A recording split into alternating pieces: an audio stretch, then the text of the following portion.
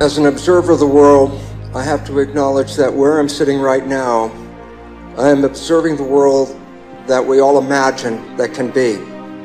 A world of harmony, and community, and individuals sharing, and individuals being in love. And I just really would like to say that this was not my life when I started out on all this adventure. Like all of us, we have programs. I had a program to be successful. So I went out to become successful. So I worked, and when things didn't work right, it provoked a lot of anger in me, because it's like, oh, you're not getting there. Keep working at it and try and bend the world and make it fit and all that kind of stuff.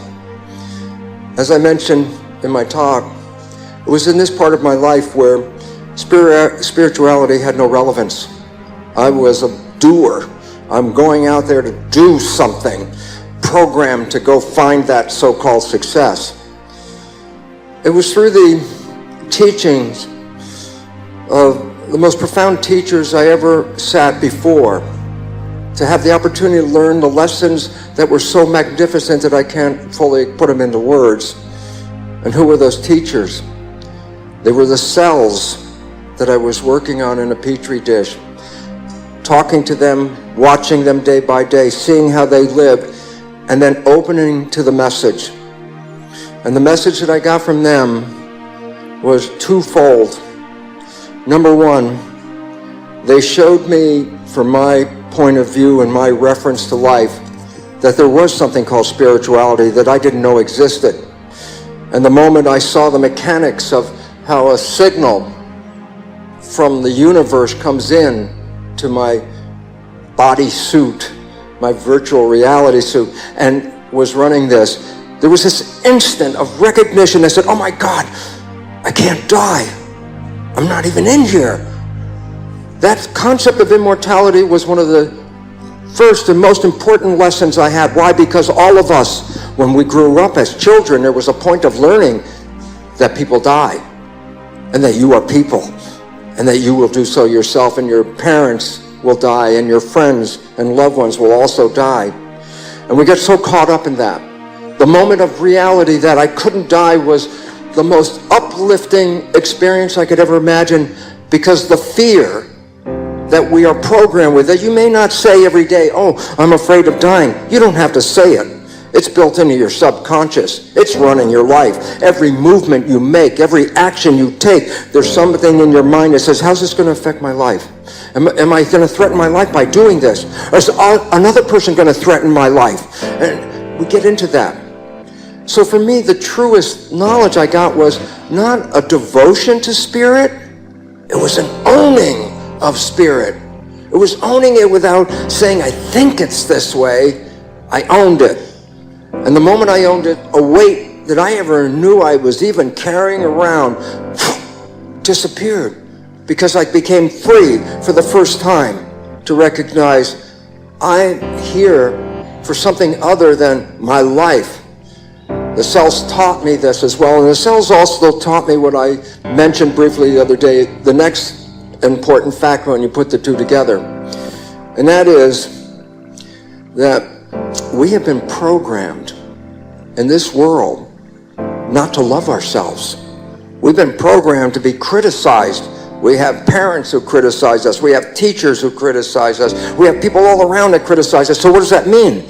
Every action you take, there's something back there, the program of criticism that says, are you doing it right? Are you doing it right? And then you live by this criticism.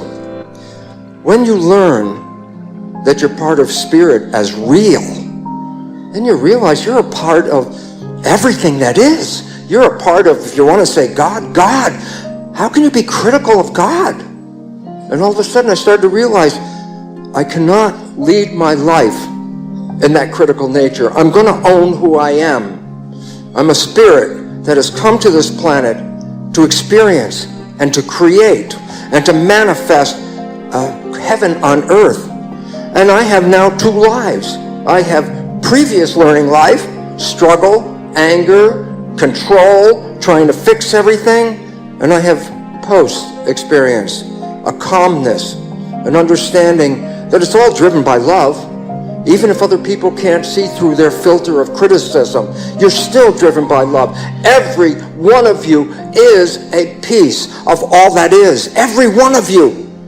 And if that critical mind comes up and says not good enough in any sense, there's a point where you have to stand back and say, that's not me. I am more than the program. And when you let go of that problem of self-criticism, you learn and experience for the first time in your life self-love. And why is this important? Because as I learned through years, I could not love the people around me until I could learn to love myself. It was always simple. It was a joke in my head. Somebody would say they love me, and I go, what kind of quality control do these people have? I can't love me. How can they love me? And I would reject and push away the love because I couldn't own it to accept it. And if I could leave one message behind about love, is that you are love. You are a piece of God that came here to create the most beautiful thing in the universe, planet Earth. As we go outside and see nature and the glory of this planet, that's why we can understand how beings from other places are, if anything, jealous not to come here to share in this beauty. So if I could just leave you with this understanding, you came here to create heaven. Other people took away your power by programming you to criticize yourself. Own who you are, because then your creative abilities will come forth. And guess what I found out? I didn't have to go out and make it happen. I didn't have to go out and beat the world to find success to bring it in. I just walked out in love, and it all came to me. And so recognizing that was a choice. There's a choice to say, do I want to be the filter, or do I want to be me? And when you start to recognize me as not just this isolated thing, but me as every one of you joining together as one collective, all that is, the glory of life on this planet cannot be built by anything else in the universe than what you can do here. You are creators.